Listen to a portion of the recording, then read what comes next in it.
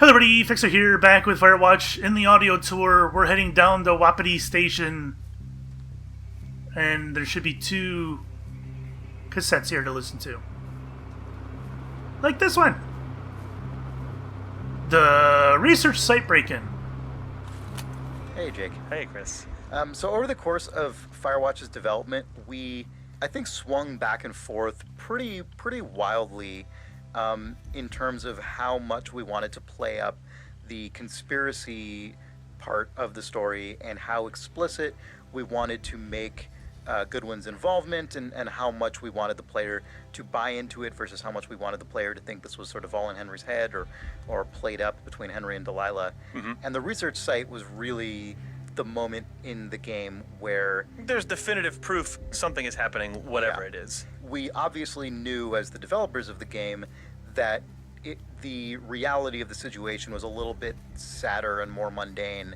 I think we kind of wanted there to be this big moment that suggests, oh, maybe this is something really huge. Yeah, I think we got carried away a little bit. Yeah, I think we arguably / probably did. And thinking back to it now, the reason that the typed reports came into the story at all, as you said about the pendulum going back and forth, I think we didn't like the story being 100% ambiguous. I don't know if we knew that we could support a world where Henry and the player and Delilah 100% construct a reality that doesn't have a single shred of proof, and we're like, okay, well, we got excited about maybe it's the 70s conspiracy moment of like, you're in a room full of warring machines. I think we on the team kind of hyped ourselves up in the same way Henry and Delilah do. I mean, I remember when I first the first draft of the music that you're hearing right now, I showed it to you only, I think, because I felt too stupid to show it to anyone else, because I'm like, this is so ridiculous. We can't put this in our game. Well, the one and you were like, oh, maybe we should put it in our game. I don't know. Henry's going nuts. Everyone's going nuts. It's true. We're all going nuts. Maybe it could have been pulled back a little bit on all fronts from what you're observing right now, but maybe it's the best. Maybe it's for the best. Could be. I thought it was fine. I don't think it is too overboard. I mean, I did like that they kind of I like that they planted the documents in here. I don't know if I should enter that yet. All right, it doesn't. I have to trigger the dialogue myself. I like that they planted the documents in there to give it a little bit of a confirmation that something was going on. Although I think I can go in here. I can't run though. This right here was pretty telling for me. Because it said male and female and then 2 males. So I was convinced I was the male, Delilah was the female, and these 2 I figure were probably the Ron and what was the other guy's name? I don't remember. And it was a little, looking back on it, it's absolutely silly, obviously. But, we have to realize at this point we had no real evidence. We didn't know what was going on. And I thought, that looks like it could be them tracking us. Can't run while I'm in there, damn it. Hi, this is Jane. I'm back again, and now I'm here with Will Nunes. I was a prop artist. And this is one of the few areas in Firewatch where it's not just about trees and rocks. So we wanted to make sure that this area feels very man-made and that is spooky and is ambiguous. Like, the goal here is that you're gonna get here and you're not quite sure if this is like a surveillance operation or if it's scientific, and that's kind of what I told Will when we were trying to make a lot of props, and Will was really great about it. And I was just like, hey Will, can you please just make a bunch of boring scientific equipment? Yeah, we were actually just looking up a lot of stuff, like, stuff that monitored, thermal energy and stuff like that, like very, very standard kind of scientific equipment, but arranged in kind of a sense that made it look kind of a little more eerie and a little more cluttered and haphazard and not really definable from someone that didn't really understand what this equipment was. Yeah, I think if you actually look up each prop, that they actually are real, like, equipment, right? Yes, I used reference from the late 80s for all this equipment. They're all real equipment that people use to, monitor the wind or environment, stuff like that. Is there like a favorite piece of prop in this tent, Will? I would say the equipment. Just it's really simple, but I had a lot of fun making it and kind of seeing the layout and kind of trying to convey this kind of eerie looking equipment, doing something you're not quite sure what it's about, ambiguously, technical and seeing where I could take it and seeing kind of, with the colors and the mood and how that would all fit together and how to set that scene right. Wait a minute.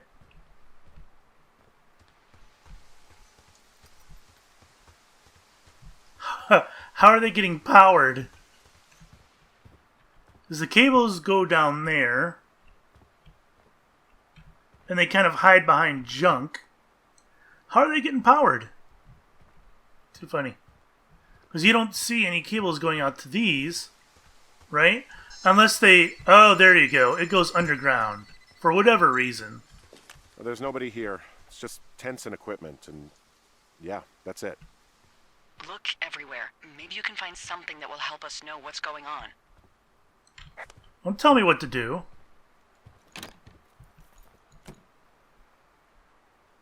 Ding ding.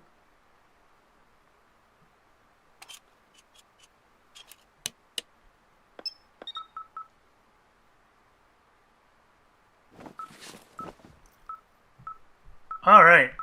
I don't think I really need to mess with any of this stuff. I just need to uncover these documents. I mean, if you look at it, it's got masking tape on it. It's pretty jank. Hindsight 2020, right? And the whole document itself is kind of silly. I mean, I don't know Kidding me? who it would fool What is it? besides me. There's a folder of reports here. What do they say? They're assessments about the two of us. It says things about my life. Stuff you don't know. Like what? Stuff I didn't tell you. This is... What does it say about me? You said there was one about me. And it looks like they've been following me around. What I do when I'm out hiking? Jesus. Henry, do you hear me? You have a boyfriend, Javier? What the fuck? Wish you hadn't left that out. I don't. I didn't. This is insane. I'm so sick of letting these people do this to us. We should just burn the place down. And I don't like that Think part about either. it. That she resorts to burning the Worst place case down. Scenario. Delilah, What? Think about it. I am, and I think it's insane. They'd be fucked. Yeah, and how about if that fire comes up the mountain, or someone were to die in it? We call it in? We call it in? Yeah. Maybe. My God, Delilah, no. No way. Well, maybe it's not the best idea. Yeah, it's definitely not the best idea. It's a bad idea. I'm so fucking wound up. It's all right. I'm just gonna hike back. We have the wave receiver, and tomorrow we can figure out what to do. And I'm not missing any, right? They're all done? Cool. Yeah, I don't like that Delilah wanted to burn the place down. I get her freaking out and getting upset. I'm okay with everything, but her her quick reaction of just burn it down. We should burn it down. And it's like, she's been a Firewatch for how long? And that was her reaction? Was to burn it down? What? I don't know. I didn't like that part. I'm stealing this mug, by the way. I don't care. Don't judge me.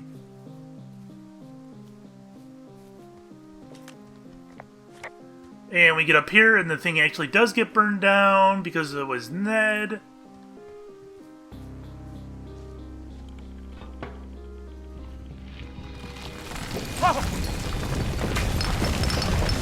Whoa! It does go up in flames pretty quickly, considering, right? But I guess... Oh, Henry? what? I think there is smoke coming from north of Jonesy Lake. You would That think, is like... suspiciously close to where you just were. Do you see it? Nope. No, I don't see it. I want to see what she says if I don't say anything. Henry! Oops. Well, look at that reply. It's burning like hell over there. Tell me you did not start it. Jesus, okay, yeah, I see it. What the hell happened to it's definitely not the best idea? It wasn't me. What do we do? We run. Run. We just call it in like any other fire. And what about who started it? What about them? The person who started it? Yeah. We're talking about people watching us out here who are now burning the forest and everything in it around us. I don't know what to do about that. Except get the hell out. Yes, get us the hell out of here. I will. Day 77. Fantastic. I don't remember what happens in day 77.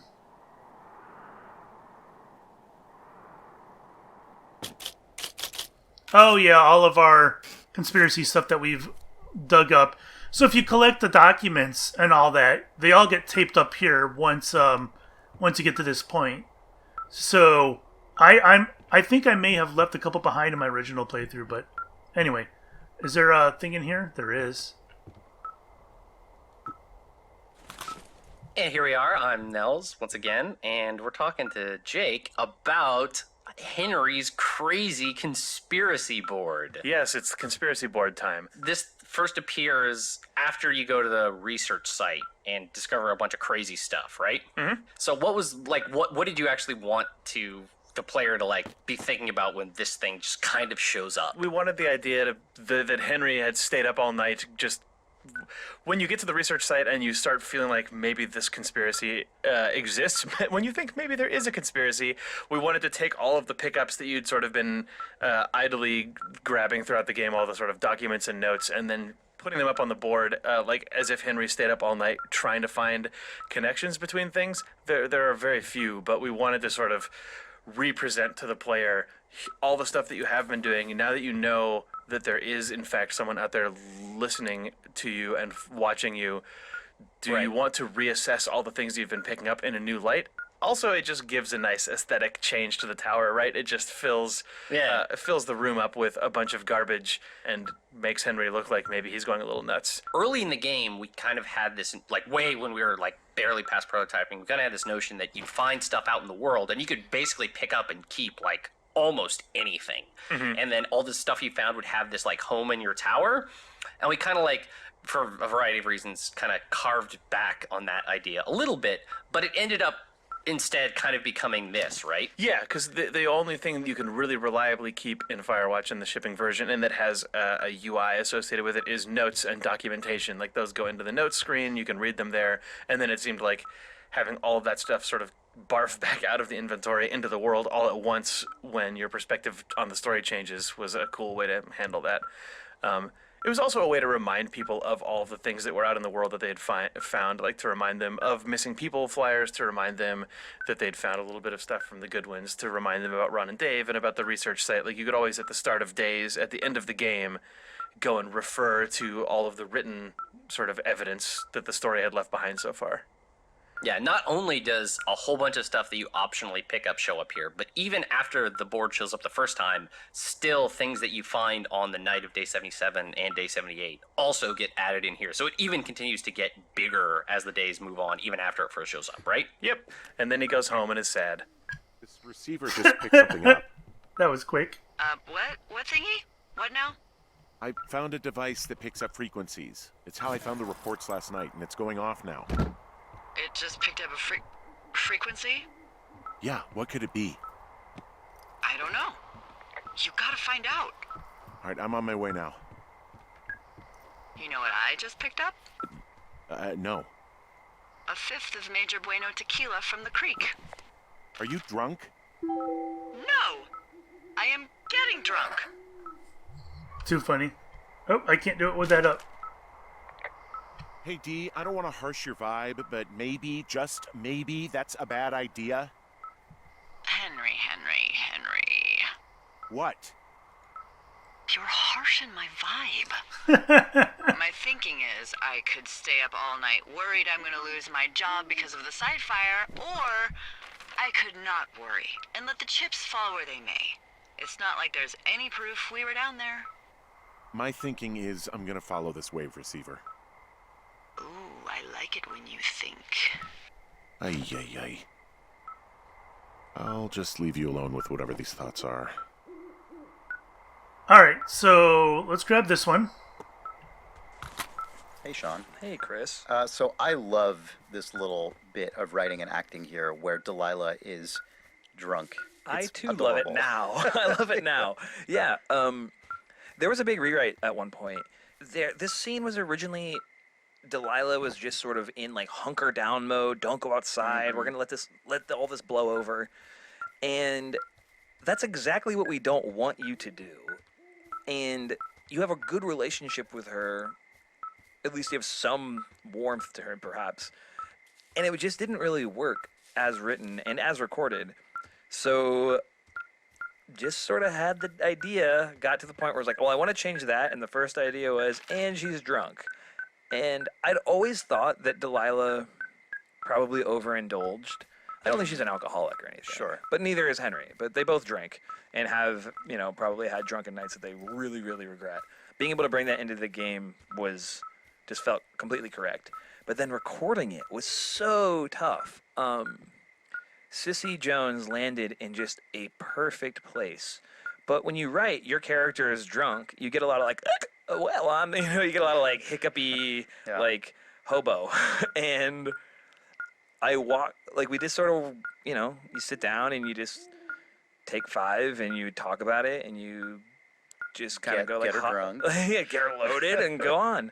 No, we spent probably a good half an hour, maybe an hour, just coming at the drunk lines from different angles. Yeah. And then, it snaps in your headphones in real time in a way that then produces the feeling that you're talking about, Chris, which is like, oh, I love this. Like, it's cute and correct and right and, like, feels real and just does all the things it needs to do. But it makes me laugh. But Sissy nailed it. And as a note, this was one of, I think, only 2 remaining parts in the game on the design side that are the survivors of a previous design where Delilah would reach certain thresholds where she would just cut you out of radio contact. Yes. And we kept 2 of them for sort of narrative reasons. So an interesting note about that. I've read a lot about theories and read other people's theories and whatnot in discussions about this game. And quite a few people came to the conclusion that Delilah was an alcoholic, and so was Henry. So them mentioning that they're not, I find interesting, considering how many people felt that they were. So, anyways, I just wanted to note that.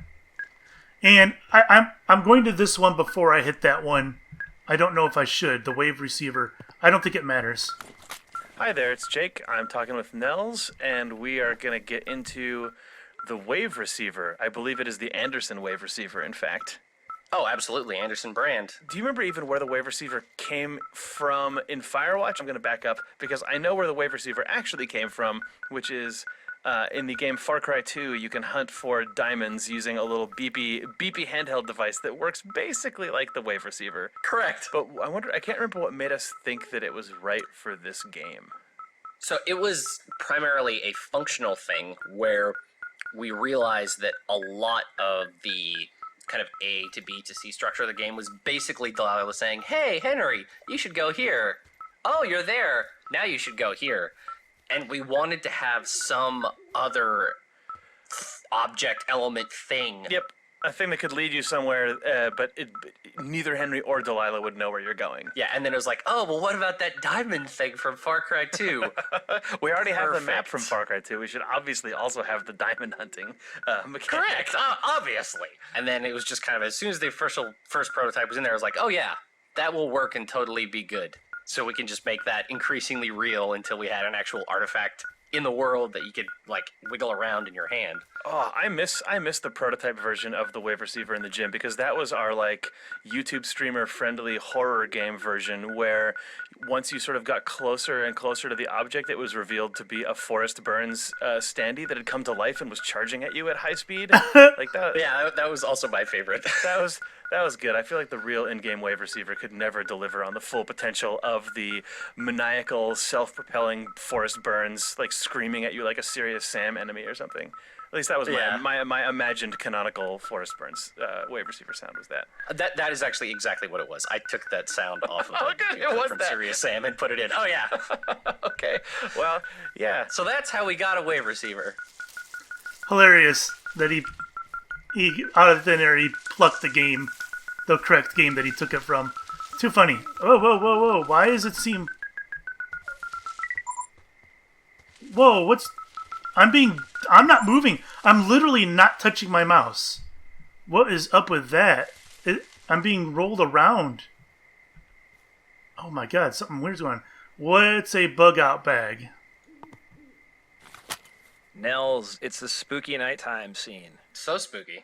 Impossibly spooky. Coming up with this scene was funny because the bag that is in the little grove here is known, I think, definitely internally, I don't know if this is in the game, but as the bug out bag. Oh, it is definitely the bug out bag.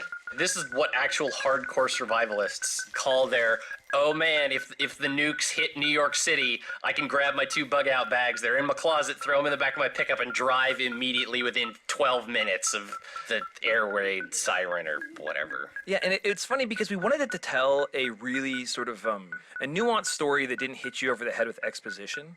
Yes. And I think the bug out bag is probably a little confusing. It might have been a bit too nuanced. It's definitely confusing upon first discovery.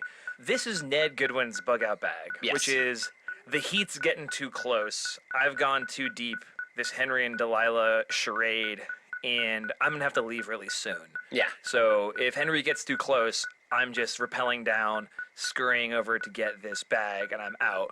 And I might as well wire it to a battery for the effort, so if it gets discovered, I know that it's gone.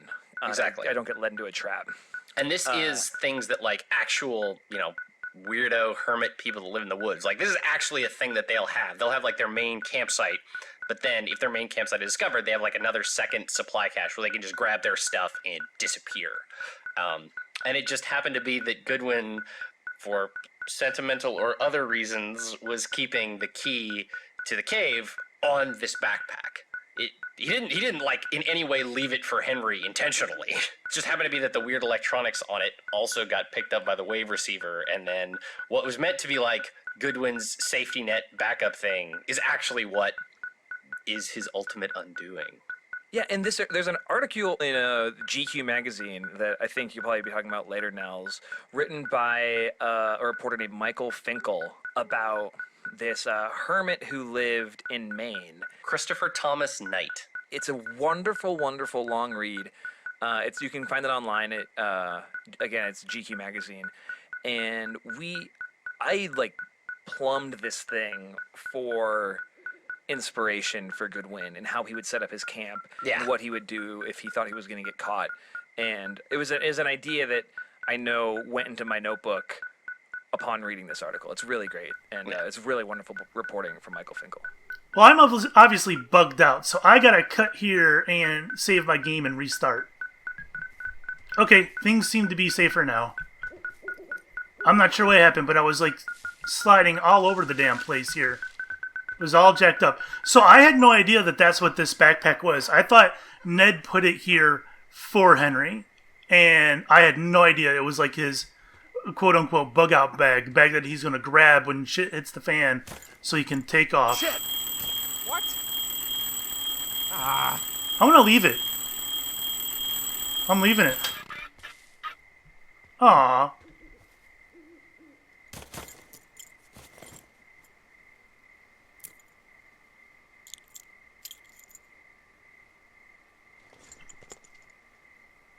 It's weird that it went off on its own. Alright, well, I'm not going to say anything about it then. It won't let me run. What are you doing over there? Okay. I found some sort of supply bag, light camping gear, some clothes, basics, but it was alarmed. I think that's what was making the receiver go haywire. You're okay? It's not a trap or anything? Yeah, I'm fine, but there's also a set of keys here. Now, I don't know why they'd be hidden out here. They say Shoshone National Forest, Cave 452. Is that the one in the canyon? Yeah, it is. Who the hell took them? And what the hell is in that cave? Okay, let's just think. Says the woman with half a bottle of tequila in her belly. Maybe they're panicking and we're preparing to beat it. The fire has them spooked, and we have new walkie-talkies, so we have the upper hand. Yeah, well, it's hard to feel like you have the upper hand when you're standing in the dark in the middle of the woods. Oh. Well, you're back in your tower. Maybe you need a drink, too. I'm not in my tower. I am looking at a man standing in your lookout. And it's not you? It is not me. Not me. Oh my god, go.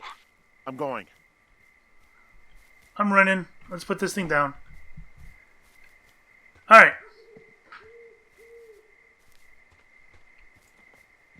Where am I going? Is this the right way? Where the hell am I? What? I don't remember seeing that before. Interesting.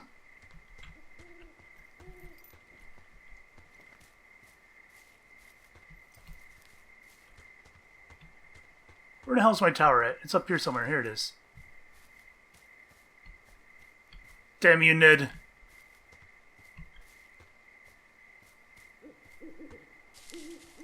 Alright, and I don't think we listened to that one. Or we already have? Yeah. Why Delilah drink?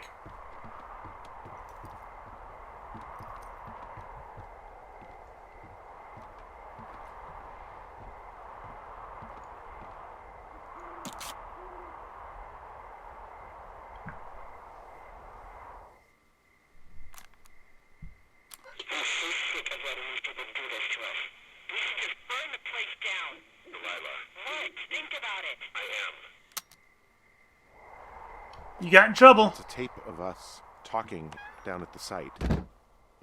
Sounds like it was recorded from somewhere nearby. Oh, Jesus. Yeah, and it sounds like we were the ones who burned it down and that it was your idea. No. We are screwed. No! Dee, just don't freak out, okay? Don't freak out. Oh my god, what the fuck is happening, Henry? Shit's hitting the fan, that's what's happening.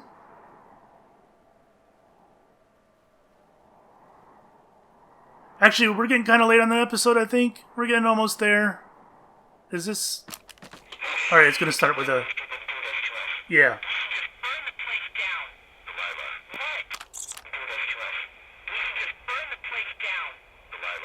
God, I think I'm gonna be sick. What's wrong? Someone claiming to be Henry in Two Forks called a lookout in another sector early this morning and said that I knew what caused the Wapiti Meadow fire. So, I just got off the horn with that lookout who's wondering what I know, or that I'm an arsonist, or that I'm fucking losing it. Furthermore, I bet you don't have the only tape of us from last night, so someone has evidence to back it up. We need to find out what someone's been keeping in that cave. I'm going down there now. We don't have a lot of time left out here, and if we don't find some fucking answers, when they lift us out of here, it's gonna be in handcuffs. We have to stick together, okay? Keep our story straight. From the first day with those girls to the person breaking in on our conversation, everything. We gotta be honest and consistent. Yeah, I suppose you're right. Damn straight I'm right. I don't need to report that. Alright, fantastic. I'm going to call that an episode then. Thank you guys for watching. We'll see you next time. Bye-bye.